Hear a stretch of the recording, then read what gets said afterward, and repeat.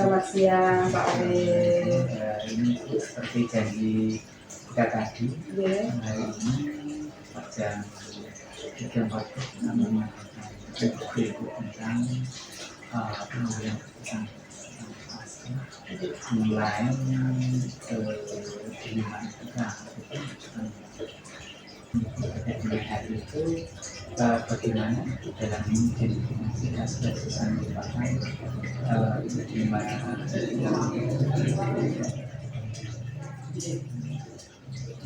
Matur nuwun Pak Arif. Memang kepala sekolah itu tugasnya banyak sekali, di antaranya sebagai decision maker, sebagai pengambil keputusan. Tentu saja ketika mengambil keputusan itu harus mempertimbangkan banyak sekali aspek supaya keputusan yang diambil itu kemudian tidak salah. Nah, ketika ada dilema etika, ada beberapa istilahnya, ada beberapa alternatif solusi begitu ya, alternatif keputusan yang dua-duanya itu benar. Itu harus bagaimana? Tentunya pasti ada keputusan yang betul-betul paling pas begitu dengan situasi atau permasalahan yang sedang kita hadapi di institusi. Begitu. Karena mungkin satu keputusan dianggap benar oleh kelompok tertentu, ada kebenaran satunya dianggap benar oleh kelompok tertentu. Semuanya benar, secara normatif benar, tapi pasti tidak semua keputusan itu, alternatif itu kemudian bisa kita gunakan dalam permasalahan yang sedang kita hadapi. Sehingga kita perlu juga sebelum mengambil keputusan dan ada dua alternatif keputusan yang benar, betul-betul kita itu harus menguasai permasalahan yang ada. Jadi mengidentifikasi permasalahannya apa, kemudian harus berpikir kompleks ya, tidak hanya kemudian berpikirnya ada masalah, tapi berpikir kompleks. Apakah ketika kita mengambil suatu keputusan kita pakai untuk menyelesaikan masalah, itu betul-betul tidak ada ekses ke belakang gitu. Ketika kemudian kita mengambil keputusan tetapi ada satu permasalahan itu hanya parsial yang terselesaikan, tetapi justru memunculkan permasalahan yang lain, itu juga kurang bijaksana. Saya rasa dalam mengambil keputusan itu juga seorang kepala sekolah tidak boleh begitu. Jadi memang harus mempertimbangkan banyak sekali aspek. Tanpa harus berpikir makro, harus berpikir kompleks, harus mempertimbangkan banyak hal sehingga ketika keputusan diambil itu tidak berdampak kepada bagian manapun yang lain.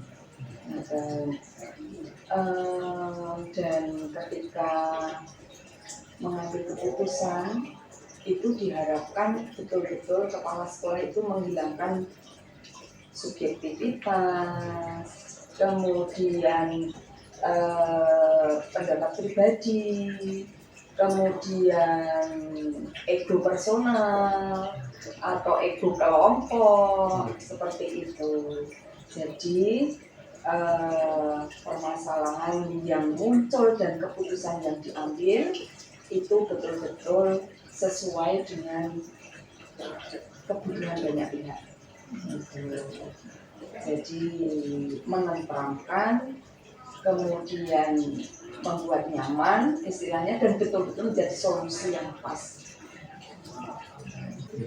Intinya tidak mudah, sehingga betul-betul sebuah keputusan itu tidak boleh diambil secara buru-buru. Gitu. Harus betul-betul melihat banyak loh persoalan itu yang munculnya hanya nampak sedikit begitu, tetapi ternyata faktor yang melatar belakangi besar sekali. Jadi untuk identifikasi persoalannya itu apakah betul-betul persoalan yang nyata begitu. Kadang-kadang ada persoalan yang munculnya itu Pak, kalau menurut saya iya. Jadi ya itu tadi, persoalan itu sendiri saja bukan kemudian hanya dipandang sebagai persoalan, harus dilihat apa toh yang melatar belakangi permasalahan itu, terus siapa yang terlibat dalam permasalahan-permasalahan tersebut, sehingga kita bisa tepat memegang akar permasalahannya itu, kemudian mengurai permasalahannya. Bagaimana itu dalam jalangan pengambilan satu keputusan setelah satu kasus-kasus di mana dua kepentingan yang sama benar dan sama-sama ini jadi saat tadi seperti mereka bahwa keputusan tidak serta-merta keputusan yang kita lihat detailnya yang berarti apa terus yang berkepentingan pada masalah itu tergantung ketika betul-betul dua permasalahan itu sama gitu ya, misalnya ada satu si A berpendapat begini dan itu benar gitu ya, terus si B juga benar gitu.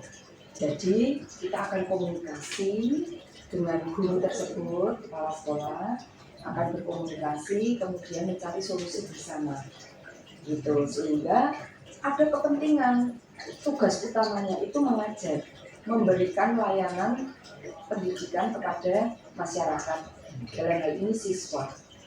Kemudian di satu sisi dia juga sebagai makhluk sosial juga punya makhluk, sebagai makhluk individu yang tentunya secara personal, secara kemasyarakatan ada masalah-masalah gitu ya, yang itu juga harus kita penuhi gitu.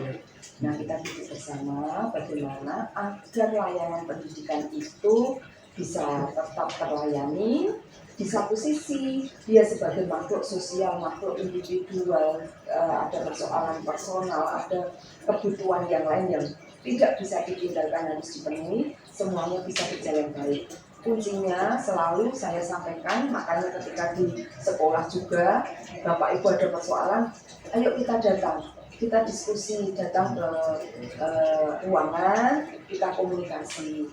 Pak, persoalannya apa? Kalau misalnya itu sesuatu yang bukan private yang bisa dibagi, ya mari dibagi. Bu, saya itu ada persoalan begini, saya tidak bisa mengajar.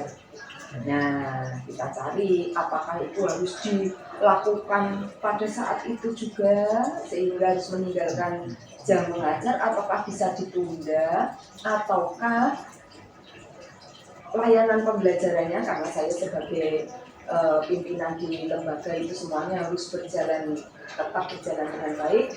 Bisakah dicari solusi? Ayo kita cari bersama.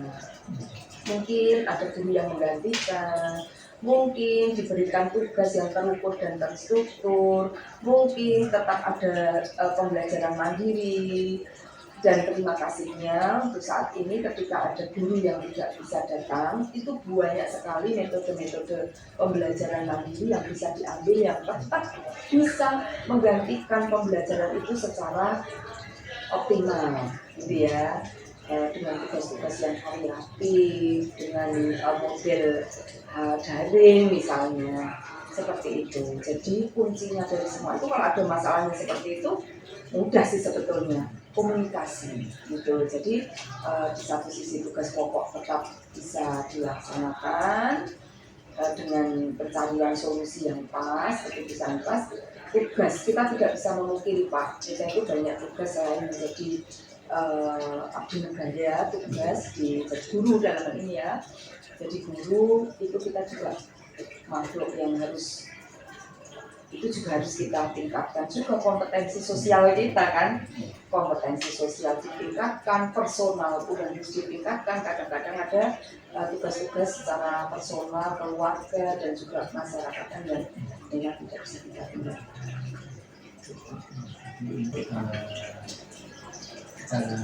langkah atau prosedur apa yang Ibu ambil mungkin bila Ibu menemukan suatu kasus di mana maka langkah efektif atau prosedur yang efektif saat menemukan terjadi suatu masalah di rumah itu. Satu, tetap komunikasi, gitu ya. Tapi komunikasinya tentunya berbeda dengan pendekatan, ya.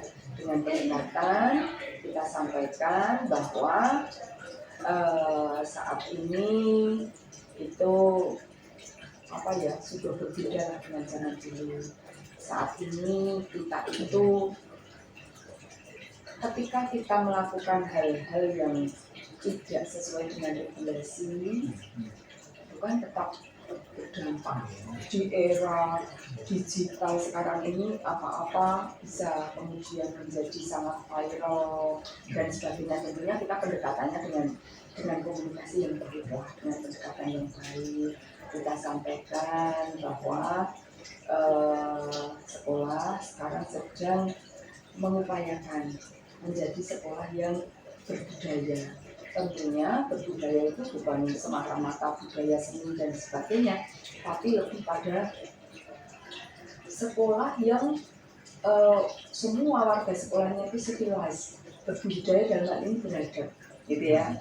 Ketika kita semakin beradab, gitu ya, mengupayakan kita itu adabnya bagus, tentunya kita harus mempertimbangkan hal-hal yang fairness, keadilan, integritas, kejujuran, dan saya rasa selaku komite sekolah sangat mendukung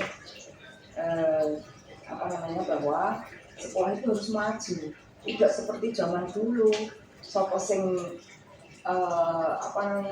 menang ya sing okol gitu ya, hanya okol, bukan akal, bukan kebijakan, bukan kebijaksanaan, bukan peradaban, tidak berbudaya. Dulu mungkin ya zaman jahiliyah gitu ya, tapi semakin kesini itu semakin civilized. Sekolah itu harus mengupayakan yang seperti itu dalam semua aspek. Itu tentunya juga bisa kita sampaikan di awal-awal program sekolah gitu ya, bahwa kita mengupayakan untuk menjadi sekolah di sini juga disiplin dan berintegritas, menjunjung tinggi kejujuran. Itu kita sampaikan, bukan berarti kita itu kemudian tidak menyukai satu sama lain, justru karena kita objektif, semua diberi kesempatan untuk bersaing secara sehat. Kuncinya komunikasi, Pak. Yang Ibu ambil yang lebih efektif itu menurut tentunya efektivitas pengambilan keputusan itu tergantung juga pada bentuk permasalahannya, gitu ya. Bentuk permasalahannya. Kalau saya tetap langkah-langkah yang diambil yang paling efektif itu saya menghilangkan subjektivitas, gitu ya. Tidak subjektif dalam memandang persoalan ketika itu melibatkan banyak pihak, ada orang-orang dan sebagainya. Saya mengosongkan, istilahnya mengosongkan gelas saya untuk bisa melihat segala sesuatu itu secara fair, ya, menghilangkan subjektivitas, ego personal saya selaku pimpinan dan sebagainya, tetapi supaya bisa memandang persoalan secara lebih jernih begitu.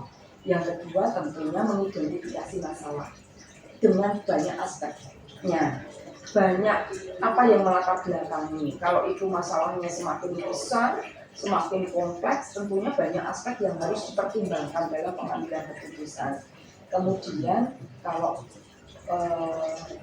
selama ini permasalahan-permasalahan yang muncul tentunya dengan orang ya, dengan personal ya. Kalau di sekolah itu kan tidak ada persoalan dengan benda mati kan, dengan personal. Kalau saya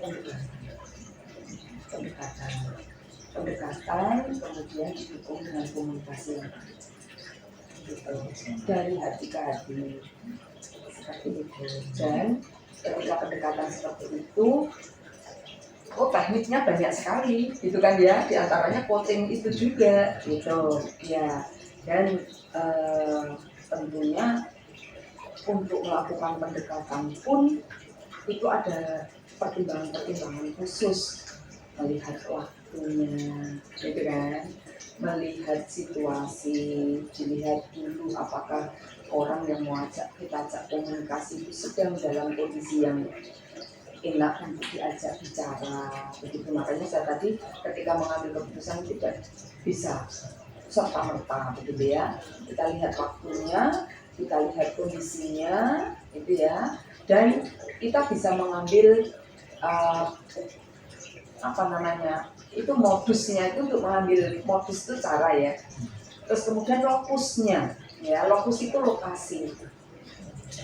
Ketika mengambil keputusan tidak bijak rasanya ketika itu ada permasalahan pribadi Pak Arif begitu. Kemudian saya mengambil tempat untuk menyelesaikan persoalan untuk pengambilan keputusan melalui komunikasi itu di tempat di mana Pak Arif itu tidak bisa secara terbuka, secara lepas begitu ya, relax itu kemudian mengutarakan persoalannya itu. Sehingga kalau saya yang mau lokusnya tempat untuk mengambil keputusan melalui komunikasi kan tadi saya, kemudian tempo, waktu, tempus itu waktunya, kemudian dari lokus dan tempus itu tadi melihat banyak hal, bisa kita menentukan modusnya, mode bagaimana pengambilan keputusannya gitu, dengan diskusi atau kemudian banyak lupa kalau misalnya diurai, karena modus itu pun kalau diurai banyak sekali. Kadang-kadang kalau itu kita selesaikan permasalahan itu komunikasinya secara tertulis melalui WA, itu pun bisa menjadi salah paham, gitu kan ya. Jadi Pak Arif begini-begini, ketika salah intonasi membacanya saja, memahaminya sudah menimbulkan permasalahan baru. Itu maksud saya, itu banyak aspek yang harus dipertimbangkan. Nulis pakai huruf besar semua itu kan artinya kita marah. Di situ ada salah ketik, ada typo, ada tanda suruh aja sudah kelihatan marah dan sebagainya. Maka modus atau cara-cara pengambilan keputusan itu juga harus dipertimbangkan betul. Ada orang yang ketika dipanggil ke ruang kepala sekolah saja sudah rasanya sudah tidak nyaman gitu.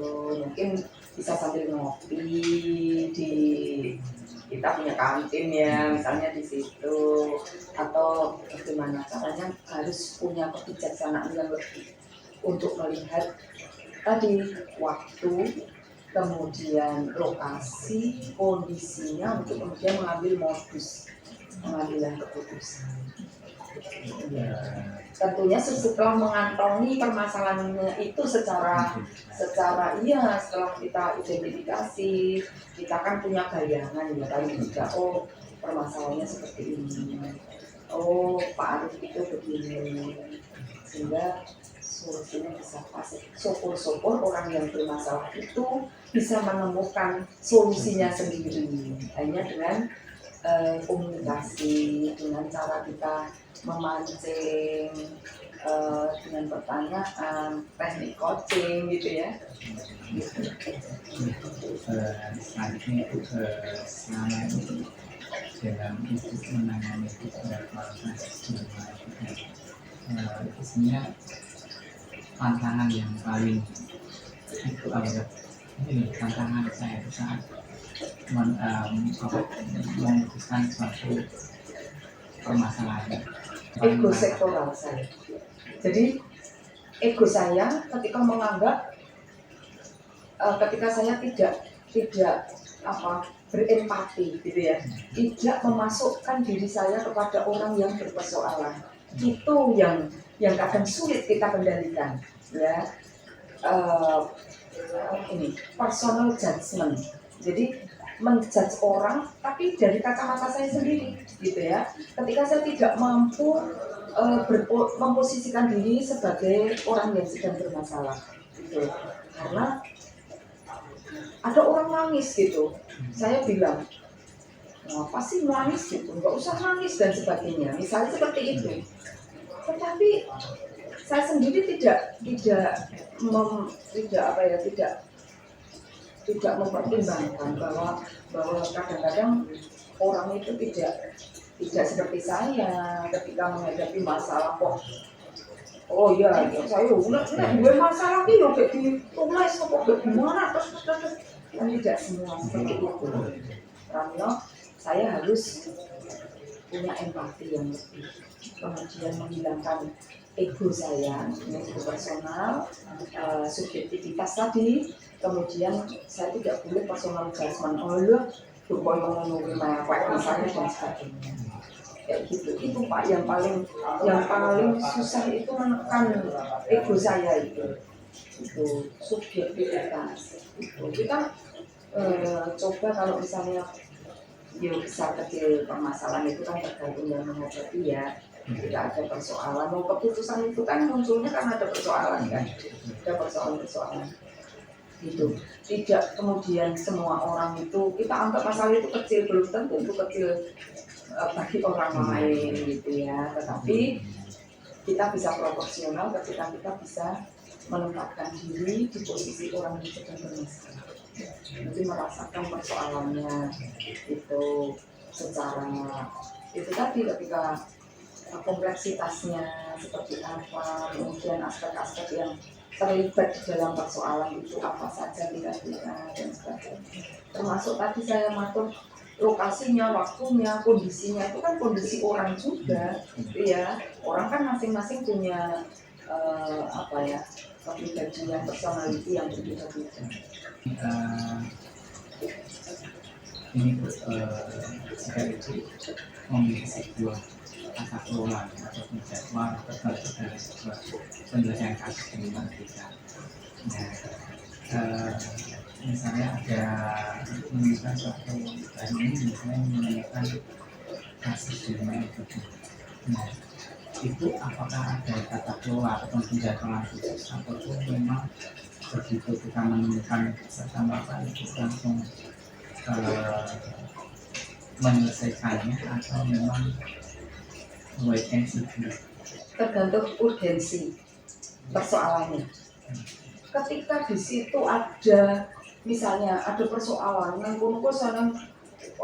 aku kan misalnya, saya kan tidak bisa kemudian mendiamkan saja persoalan itu gitu ya, tergantung urgensinya. Tetapi ketika kadang-kadang kita memang harus punya quick thinking ya, berpikir cepat untuk mengambil keputusan secara cepat.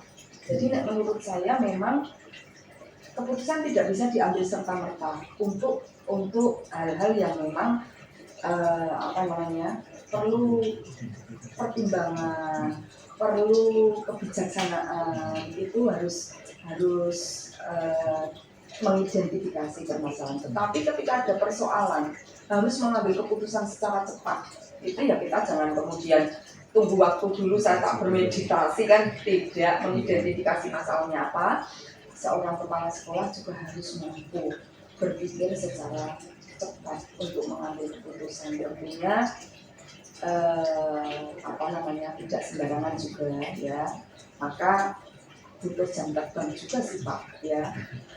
Butuh jam terbang juga untuk menyelesaikan persoalan-persoalan gitu.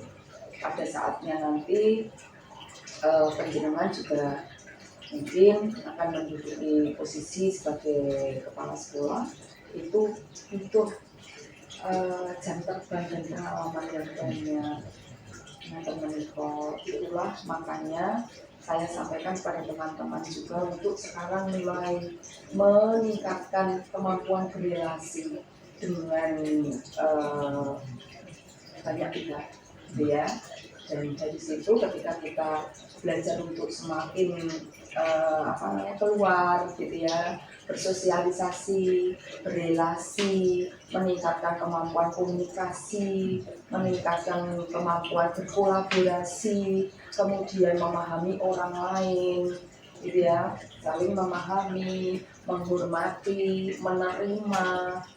Ada toh itu di materi itu ya, menyadari kelebihan diri, kemudian ada kemampuan untuk mengelola emosi, Ada tuh Pak pengelolaan emosi ya. Nah seperti itu materi-materi yang di CGP itu, iya KSE itu luar biasa sekali itu Pak. Itu nanti arahnya juga untuk menambah kematangan kita dalam mengambil keputusan. Bereaksi, tetapi bereaksi dengan cepat. Tetapi reaksi yang kita ambil itu bukan sesuatu yang impulsif, destruktif itu tidak ya, tetapi tetap quick thinking dalam koridor yang solutif. Sebenarnya ada beberapa faktor ya yang bisa membantu itu. Faktor-faktor itu apa saja yang bisa membantu untuk menemukan solusi cepat tadi atau pengambilan cepat tadi, karena memang ada beberapa permasalahan yang tidak bisa serta-merta kita kasih terlalu lama.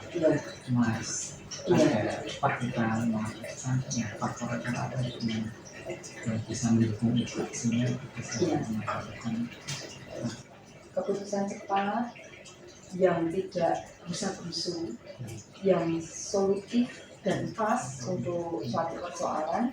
Yang tadi jam terbang itu bisa dipupuk dengan melibatkan diri, itu melibatkan kita itu terlibat dalam banyak kegiatan gitu ya. Ketika kita terlibat dalam banyak kegiatan, tentunya kita semakin banyak mengalami persoalan-persoalan beserta solusi-solusi gitu ya. Alternatif solusi akan menjadi banyak sekali, persoalan-persoalan yang kita miliki akan banyak sekali, orang-orang yang semakin beragam yang berkomunikasi dengan kita itu nanti akan menjadi istilahnya pustaka untuk kita ya, pustaka persoalan, pustaka solusi, pustaka kebijaksanaan. Semakin banyak melihat, semakin banyak terlibat, akan semakin menunjukkan banyak pengalaman pada diri kita, dan itu akan membentuk jam terbang kita yang tinggi. Kita tidak membatasi untuk kemudian punya circle itu pokoknya yang bisa menerima saya hanya ini kan gitu. Tetapi mari kita membuka diri untuk banyak relasi, untuk mencoba banyak hal, banyak persoalan gitu ya, dan kita didewasakan oleh persoalan-persoalan itu yang saya yakin persoalan itu dimunculkan bersama kunci jawabannya gitu. Sehingga kalau tidak salah persoalan yang datang pada kita itu bisa kita bisa kita sikapi atau kita pandang sebagai pendewasaan gitu kan. Dan kata orang Allah itu tidak memberikan permasalahan lepas dari kuncinya, pasti ada solusinya. Hanya perlu kemampuan kita, perlu pemahaman lebih kita, perlu ening kita untuk melihat janjinya solusi yang disiapkan itu yang seperti apa. Itulah makanya saya tadi juga bilang tidak bisa gusu itu ya, tidak bisa gusu perkecualian gitu ya. Perkecualian kita memang harus bisa berpikir sangat cepat, dan berpikir sangat cepat yang baik itu juga dimulai dari jam terbang kita yang tinggi. Mari kita banyak melibatkan diri, berkomunikasi dengan banyak orang. Nanti di situ muncul persoalan-persoalan, bagaimana kita memposisikan diri ketika kita ada di circle yang mungkin tidak sesuai dengan kita gitu. Orang-orang yang di situ kebetulan saya harus bersikap seperti apa, itu kan butuh pengalaman Pak, itu jangan. Di antaranya juga membaca gitu ya, membaca, melihat, terlibat, mempraktekkan. Sama kok seperti yang ada di CGP. Kita ada materi, kita baca. Kalau dibaca kok kita tidak mempraktekkan, makanya ada simulasi-simulasi gitu ya. Di CGP itu ada presentasi, ada dan sebagainya. Iya. Dari beberapa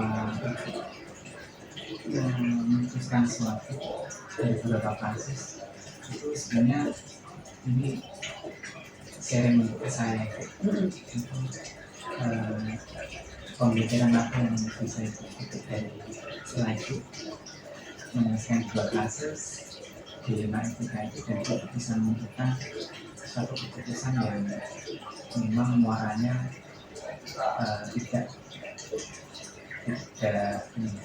tidak menyalahi regulasi, terus perusahaan itu memang bisa dipertanggungjawabkan secara dan bisa dipertanggungjawabkan. Mm-mm. Nah itu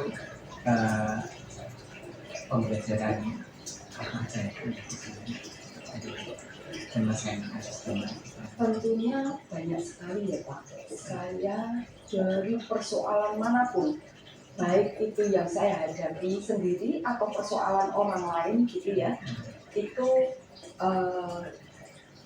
menjadi pengkaya gitu ya, menjadi pengayaan gitu ya, menjadi apa ya istilahnya, penguat, pengkaya, enforcement, penguat untuk kita, dan semakin kita itu berpengalaman itu tadi, menambah jam terbang itu tadi itu. Jadi ada orang itu yang menghindari konflik gitu ya, bahkan itu konflik orang lain gitu ya, konflik orang lain itu terima daripada saya harus menyelesaikan masalah kayak gitu, menghindari masalah tetapi itu tidak terselesaikan.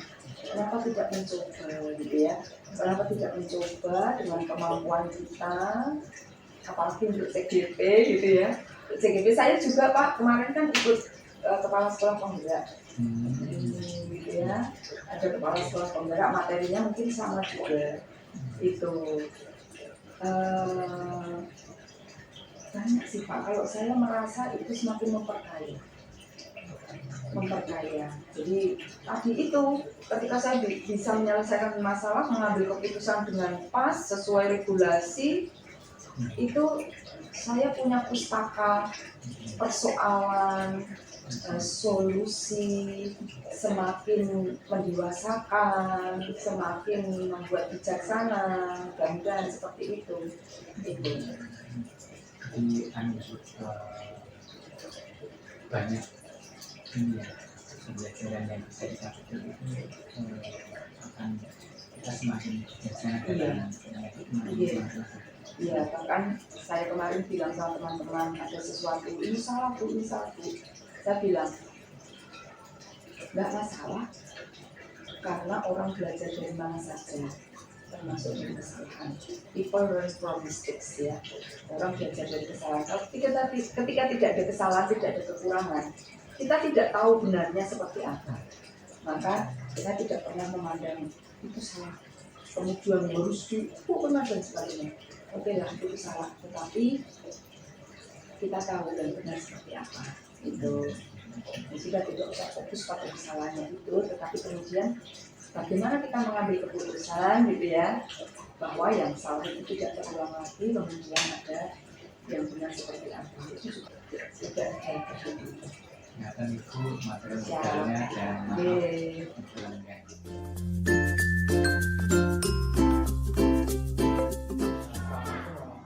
Waalaikumsalam warahmatullahi wabarakatuh.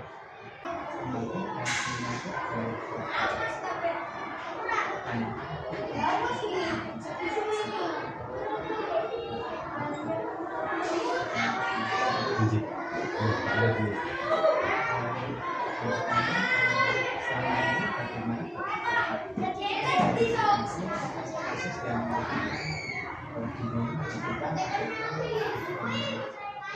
jadi begini Pak Alex.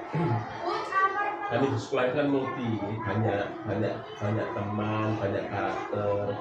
Nah ketika ada masalah, pernah kami ada masalah itu antara satu guru dengan orang tua siswa. Nah karena kita pernah bertemu, pernah berembuk bersama, tetapi setelah itu ternyata orang tua punya persepsi beda terhadap hasil keputusan, sehingga saya berpikiran saya harus kembali mengupas bagaimana kehendak orang tua, bagaimana kehendak guru agar masalah itu bisa simpul, bisa klop gitu. Jadi ada dilema di sana, kan mau bagaimana kita harus, ini kan masuk baik guru atau orang tua saling merasa benar itu. Nah kita harus bisa berdiri di tengah di antara keduanya itu. Terus rasa berkomunikasi dengan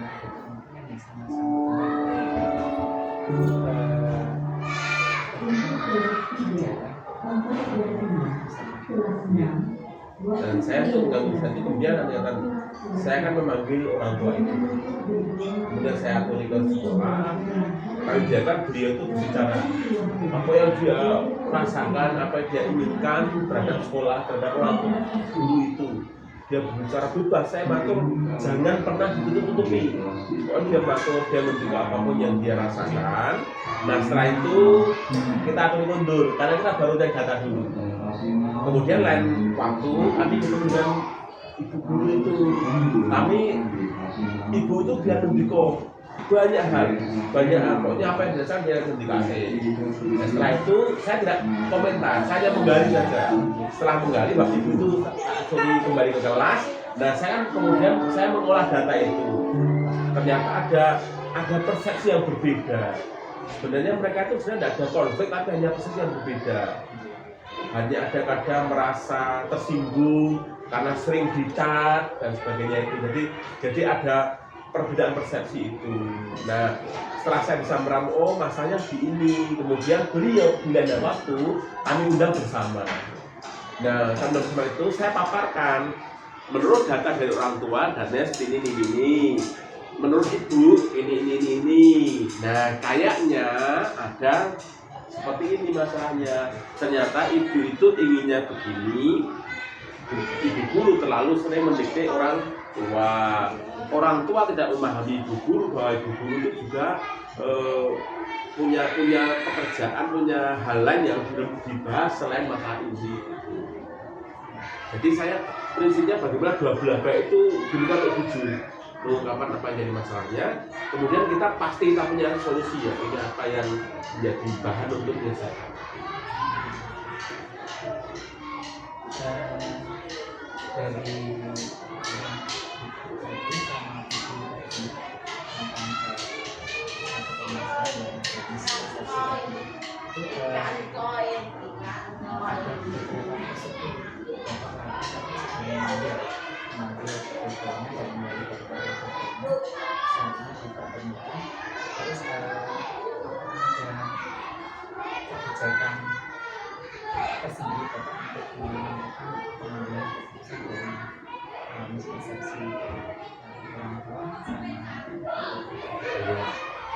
Jadi saya tahu tipenya ibu guru itu kan dia tidak sabaran.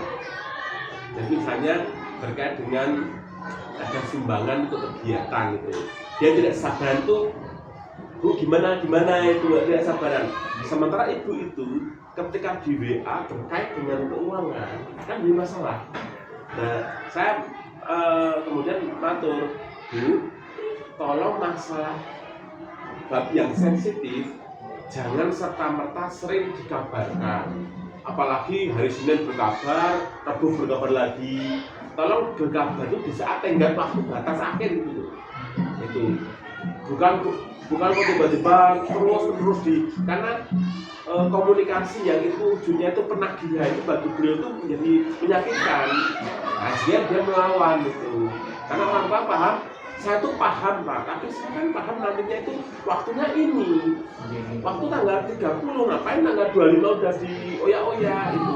Jadi kan hanya kayak banyak gaya itu aja. Ibu itu tidak perlu diminta, tapi pada saatnya jangan penuhi. Nah ibu guru ini ya greteh, ngemotke, ngelengke, itu kan hal yang berbeda sebenarnya itu. Oh ternyata saya makan ibu, rasa ngemotke hanya setelah tanggal 30. Cak saja ibu, telepon kabari pun, kan sudah kayak seperti itu, tidak usah yang lebih dalam, karena dia udah paham sebenarnya. Ada solusinya seperti itu, karena ibu itu raisonan, setelah pengen ibu itu tidak ingin dileke, nggak ada yakin tanggal 30 saya itu. Sebelum itu jangan diganggu-ganggu itu. tipologinya memang sama-sama perempuan itu ras itu loh gitu. Oh iya, akhirnya aku juga dari film yang sebenarnya judulnya benar yang buka itu juga jadi menimbulkan karena menurut saya ada kayak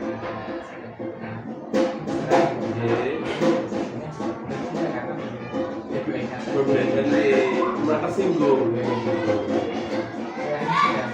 tidak bisa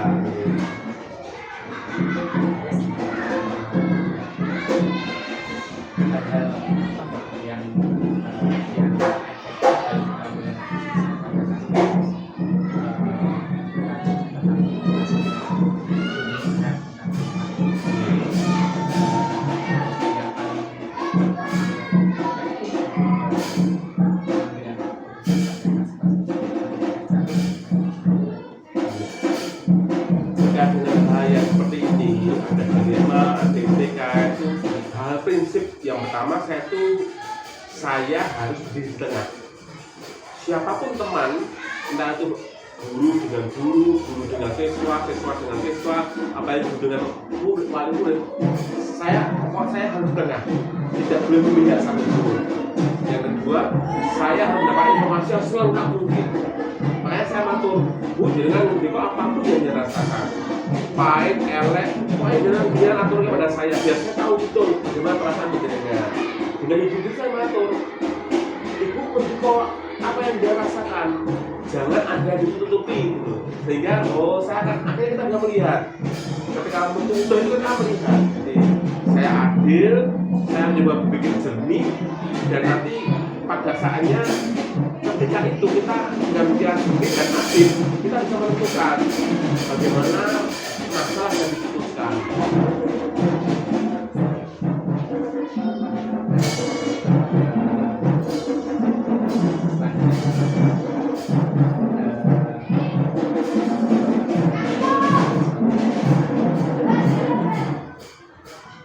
Ada semacam tantangan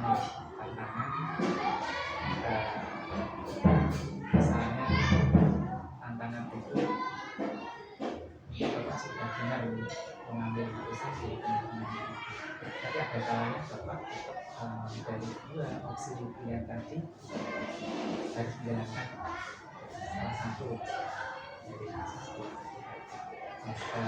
Tantangan yang Bapak untuk melakukan saya harus cenderung dari dua pilihan tadi nanti itu cenderung mengambil keputusan.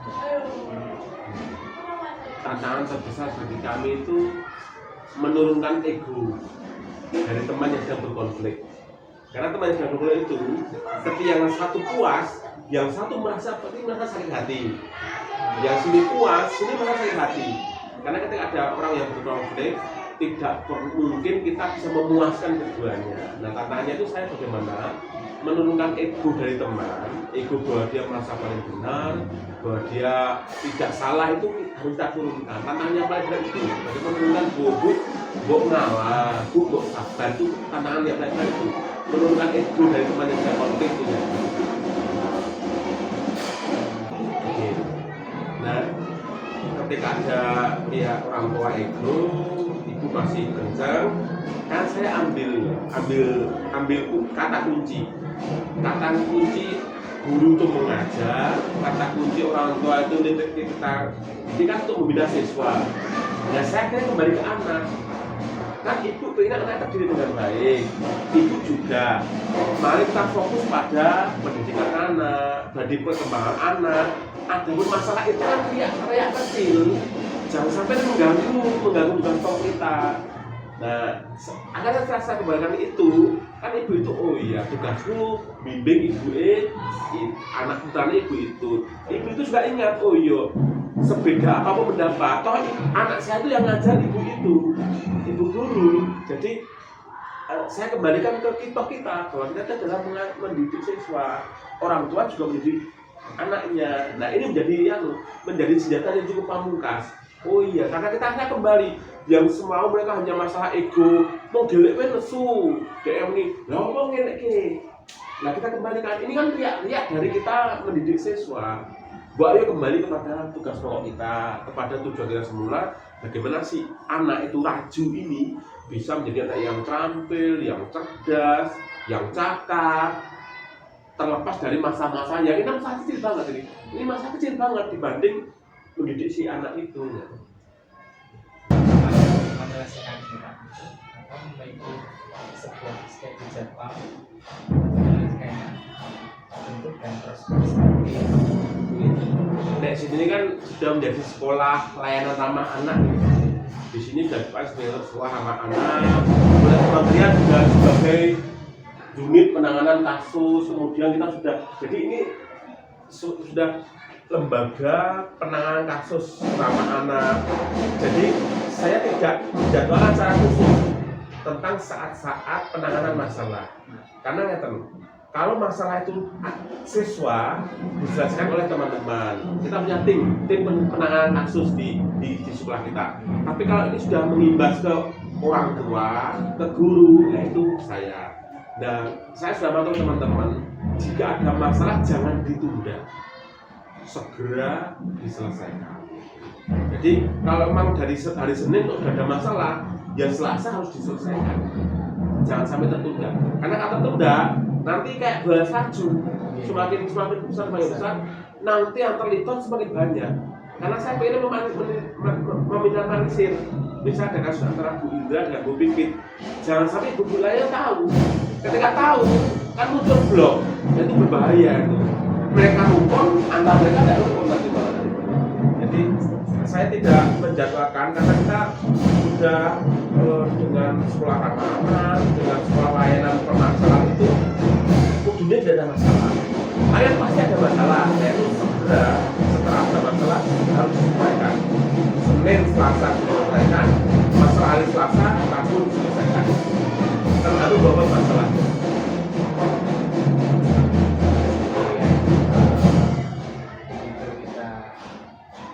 Tahu kan ada satu permasalahan langsung sebisa mungkin diselesaikan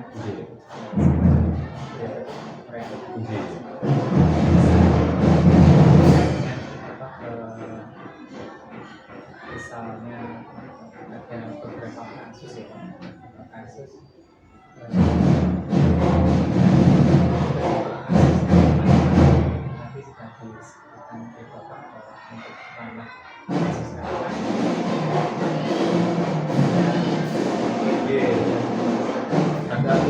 ada tim penanganan kasus.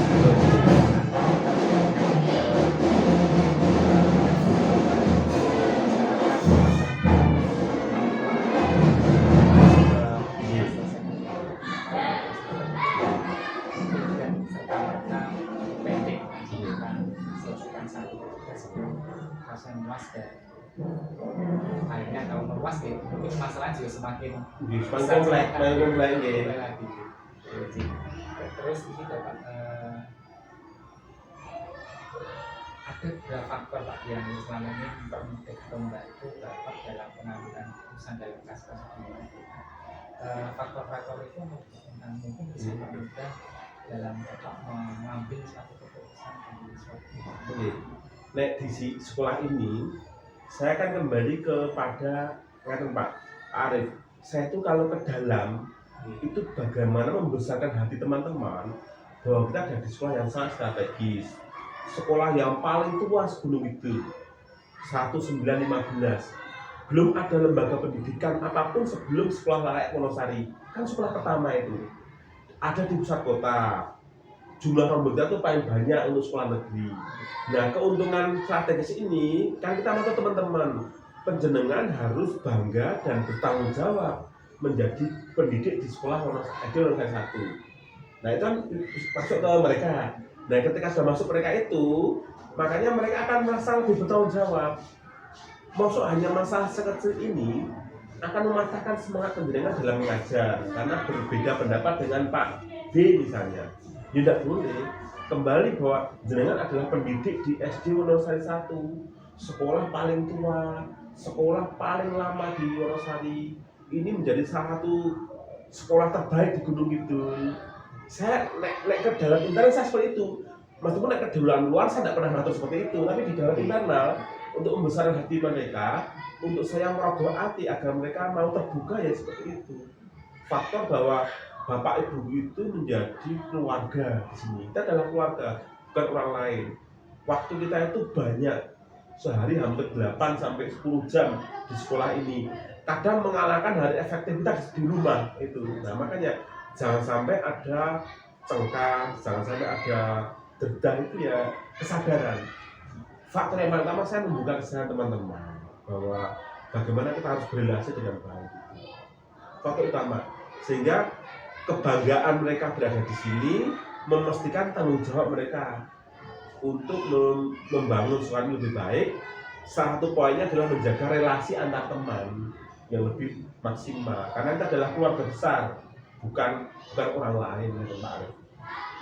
Malah saya lebih seperti itu, malah kayaknya lebih aneh. Di hati mereka itu lebih kuat gitu, lebih bisa diterima. Sebetulnya memang kita menunjukkan dari visinya, visi keluarga sekolah ini. Kalau sudah punya rasa ini sekolah ini dan merasa bahwa saya di sini itu sebagai abdi dan sekolahnya sangat tertua dan sekolah jadi panutan dari sekolah lain. Mungkin salah satu faktor yang stimulankan ke keputusan kayak di sini, sehingga apapun yang ada suatu mana di rumah kita kesini bisa sedikit banyak bisa direduksi. Terus dari semua yang sudah Bapak sampaikan tadi, ini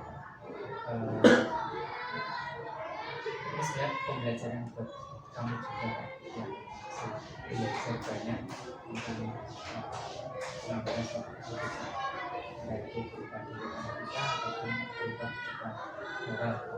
Nah, mungkin dari pembelajaran kasus-kasus yang Bapak alami selama ini, pengalaman Bapak untuk keputusan dalam diri masa kita itu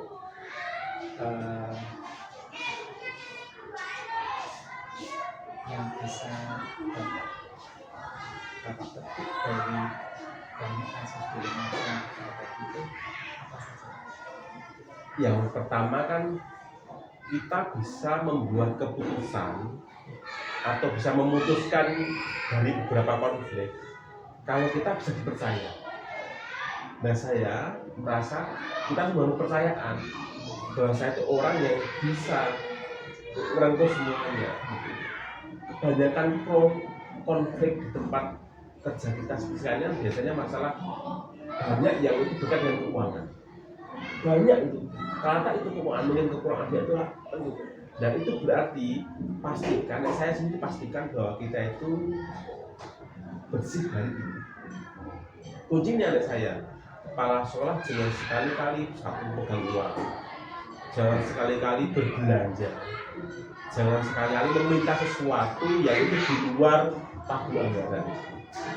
Kalau ini sampai dilakukan, orang akan bercibir, ngapain itu ya.